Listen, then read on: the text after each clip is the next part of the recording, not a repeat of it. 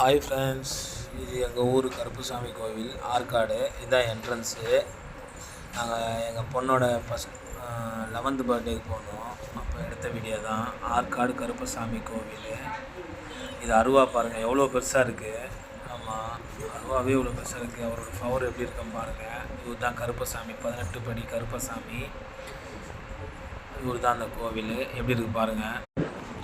இதுதான் கோவில், எப்படி இருக்குது பாருங்கள். நல்லா இருக்குது கருப்பசாமி.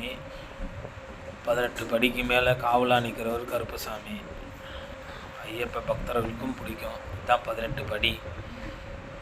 நம்மளால் 18 படி ஏற முடியல, ஐயப்பன் என்னை கூப்பிடல. அதனால் இந்த 18 படியும் தொட்டு கும்பிட்டு வந்தேன். அடுத்தது பார்த்திங்கன்னா தாயார்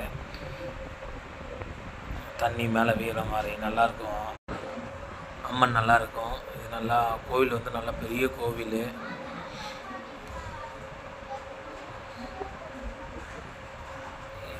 காளை மாடு அந்த டிசைன் நல்லா இருந்துச்சு. சுற்றி சிலையாக வச்சுருந்தாங்க.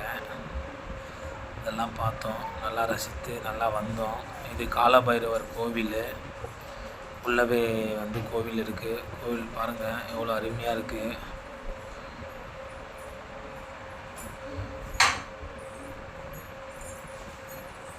அதுக்கப்புறம் அந்த சாமியோட குளத்தில் மீன்கள் விட்டுருந்தாங்க, நல்லா இருந்துச்சு அதுவும். அடுத்தது முருகர் தரிசனம் பண்ணணும்னு நினச்சேன். பழனி ஆண்டவர் தரிசனமே பார்த்துட்டோம்.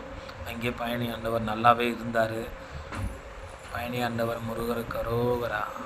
அடுத்தது பார்த்திங்கன்னா கருப்பசாமிக்கு அபிஷேகம் பண்ணுறாங்க, பால் அபிஷேகம். இவர் தான் ஒரு சாமியார், இந்த கோயிலை மெயின்டைன் பண்ணுறாரு. நாங்கள் தான் ஃபஸ்ட் டைம் போனோம், நல்லா இருந்துச்சு. எல்லோரும் வாங்க, கருப்பசாமி அருள் பெற்று போங்க. இந்த வீடியோ பிடிச்சிருந்தா லைக் பண்ணுங்கள், ஷேர் பண்ணுங்கள், கமெண்ட் பண்ணுங்கள்.